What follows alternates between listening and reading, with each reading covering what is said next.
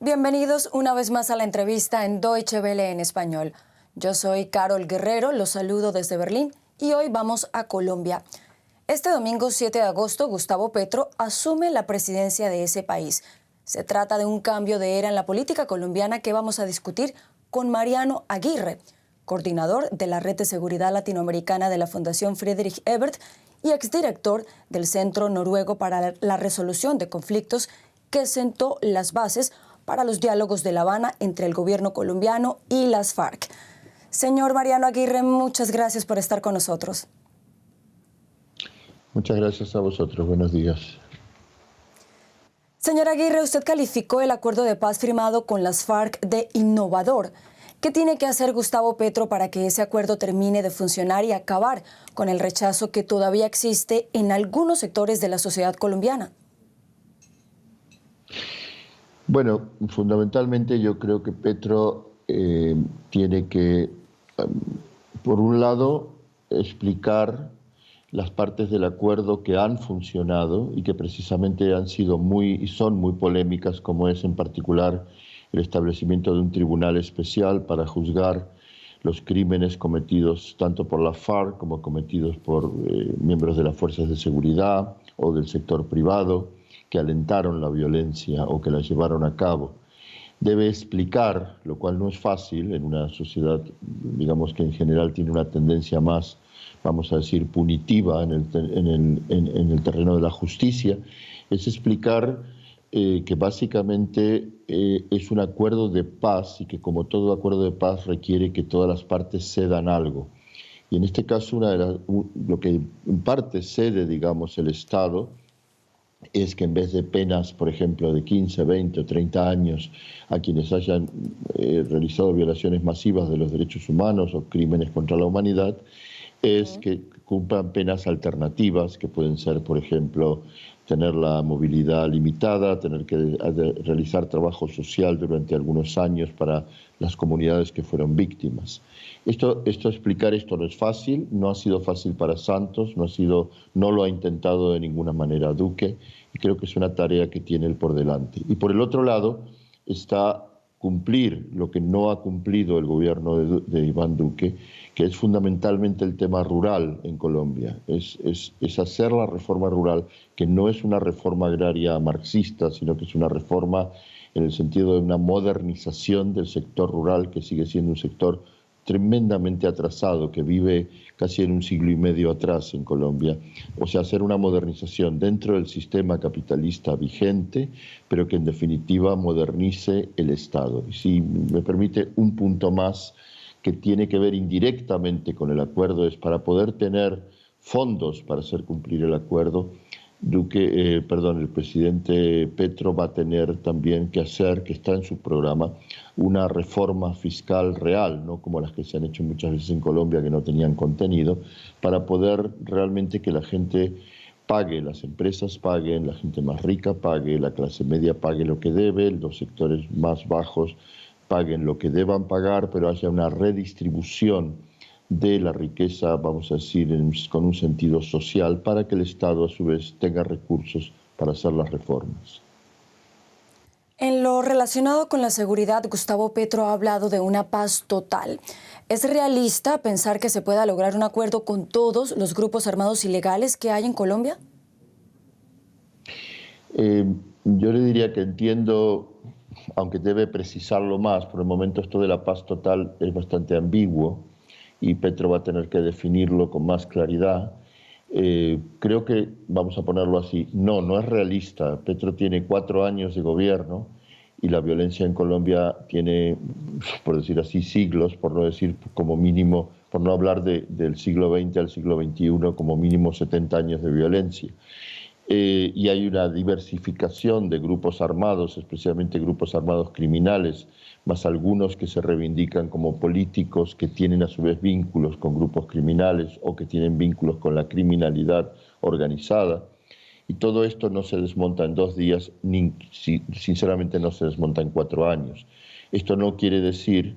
que Petro no lo intente o que debería intentarlo. No le va a ser fácil, va a ser probablemente uno de los mayores desafíos para su gobierno. Para ello tiene que contar, digamos, porque no es solo luchar contra los grupos armados, es entrar en las cadenas del crimen organizado, es entrar en las complicidades que pueda haber en sectores financieros, sectores privados, sectores de las fuerzas de seguridad. Es entrar en un tema que hoy en día es internacional, es el crimen internacional organizado. Va a ser complicado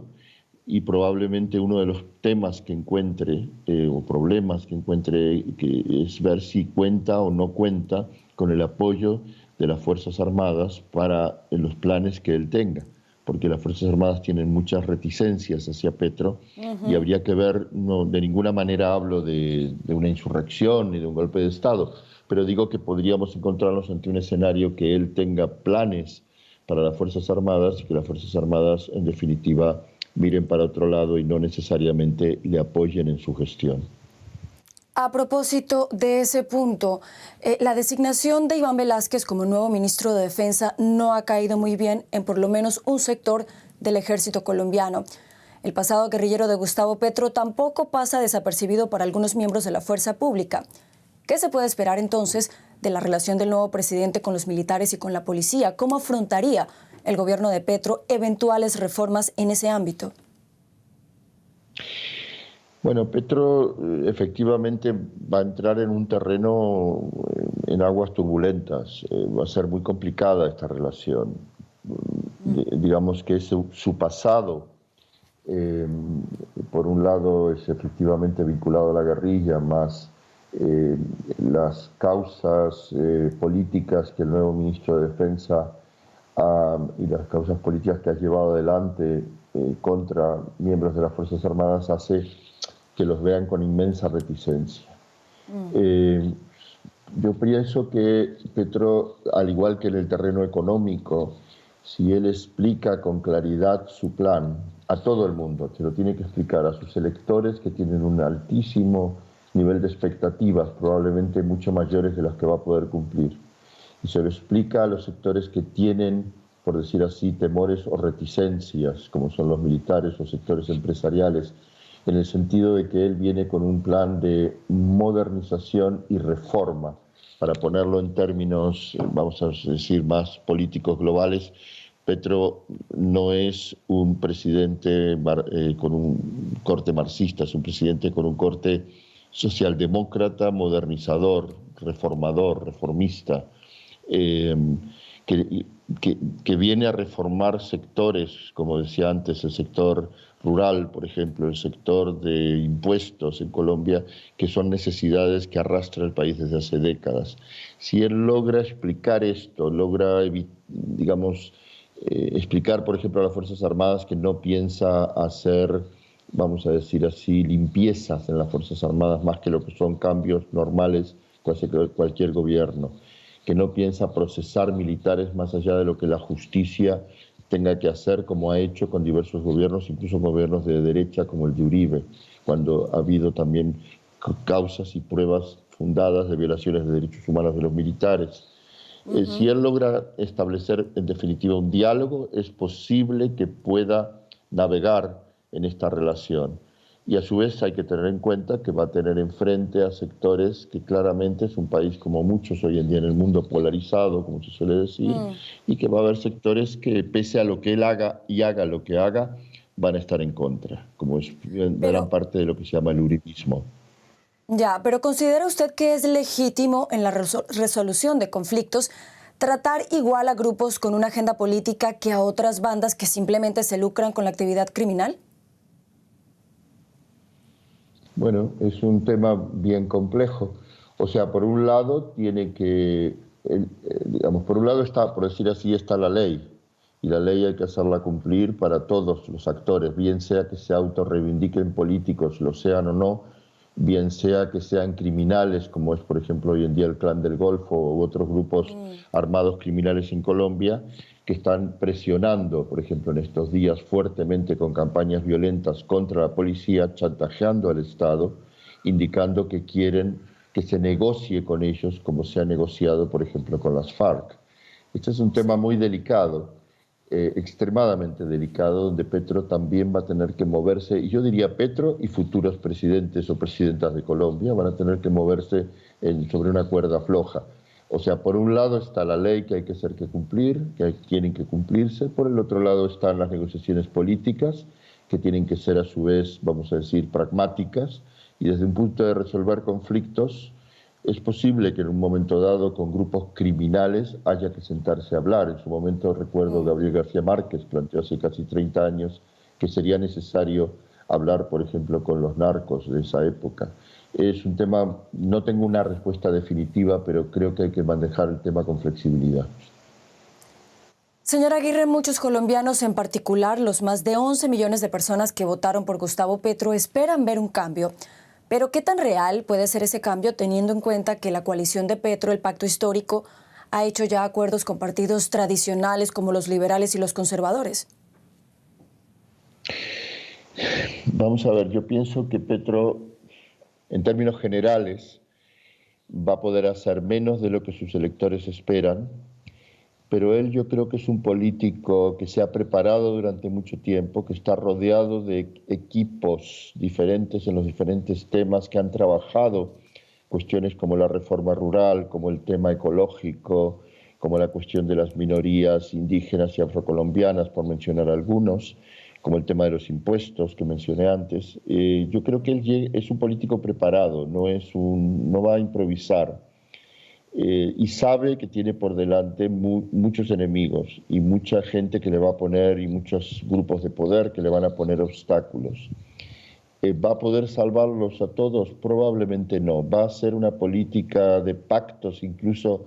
esos pactos, podríamos decir, con el diablo, que ha hecho para poder llegar al poder con algunos partidos o políticos. Roy Barrera, por ejemplo, que ha pasado prácticamente por todo el espectro político de derecha a izquierda hasta llegar ahora con Petro, pues ahí va a tener aliados y obstáculos al mismo tiempo. Hay gente que plantea, analistas que plantean que parte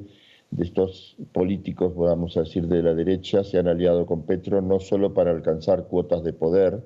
sino incluso para controlarlo. Con lo cual, y me parece una hipótesis relativamente real. O sea, va a ser inmensamente complicado, no va a lograr todo lo que prometió, pero es probable que logre poner en marcha bastantes cosas, especialmente, si me permite terminar, una cosa que sería muy importante es que él logre, vamos a decir, penetrar en la sociedad colombiana con el mensaje de yo estoy aquí para empezar unas reformas que tienen que ser continuadas por los gobiernos que vengan después de mi gestión. A nivel regional, señor Aguirre, ¿con quién cree usted que Gustavo Petro formaría alianzas? Bueno, yo creo que Petro, por supuesto mis opiniones hoy son opiniones basadas en parte en lo que me gustaría que ocurriese, pero yo creo que él se va a cuidar, número uno, se va a cuidar en cualquier presión que exista en la dirección de que se convierta en una especie de, vamos a decir, de líder de la izquierda latinoamericana. No creo que quiera ese papel y creo que lo va a eludir. En segundo lugar, se va a cuidar mucho, yo creo, de ser visto, de ser incluido en una especie como de eje del mal de la izquierda de la región, especialmente porque es un grupo extremadamente heterogéneo. Maduro, el presidente de Perú, el presidente de Argentina, AMLO en México, quizás Lula. Yo creo que va a ser una política, él tiene mucho trabajo en Colombia como para estar haciendo, vamos a llamarle así, aventuras continentales. Yo creo que con quien va a buscar en una alianza que le apoye en todo el continente de América va a ser con Estados Unidos. O sea, yo creo que ya ha tirado varios cables precisamente con la administración Biden para explicarle a la administración Biden y para que la administración Biden como mínimo no le obstruya y como máximo incluso le apoye, como en su momento Obama apoyó a Santos en la negociación con la FARC. A propósito de esa relación con Estados Unidos, señor Aguirre, ¿qué tan fácil va a ser para Gustavo Petro teniendo en cuenta que en noviembre en Estados Unidos habrá elecciones de medio mandato y no se descarta que los republicanos retomen el control del Congreso? ¿Qué tan complicado va a ser para Petro tener que negociar con los republicanos en caso de que ocurran lo que anticipan algunas encuestas? Bueno, esto, quiero decir, es el problema que tiene Petro y que tiene más o menos buena parte del planeta Tierra en este momento a nivel político. Quiero decir que si la administración Biden, que ha vuelto, por decir así, a renacer después de la era Trump con la guerra de Ucrania, en noviembre podría, si pierden las elecciones de medio término los demócratas, va a quedar como una administración muy débil. Y en ese momento todo el problema en este momento fuerte entre el populismo de ultraderecha por un lado, en Europa, en América Latina y otros sitios, y lo que podríamos llamar en términos generales la democracia en el otro, va a ser un tema crucial. ¿Qué va a hacer Petro en esto? Petro es un pragmático, yo pienso que y es un pragmático y lee las noticias, o sea, sabe que ahora cuenta quizás con la administración Biden hasta noviembre y después habrá que ver. De cierto también que aunque los demócratas pierdan las elecciones de medio término, sigue estando el presidente en la Casa Blanca, sigue su equipo, y hay posibilidades de que si la administración Biden no le hace, por decir así, no le pone obstáculos a Petro y sus reformas, de que pueda contar con él hasta 2024. Después, él ya no estará, tampoco, o sea que habría que ver qué es lo que pasaría, es difícil predecirlo, pero va a tener que hacer realmente muchas jugadas diplomáticas y creo que en el corto plazo la más importante es reafirmar una relación con los Estados Unidos en la que, sin embargo, busque los puntos de contacto, que son, por ejemplo, una reforma de la economía en un sentido de economía verde,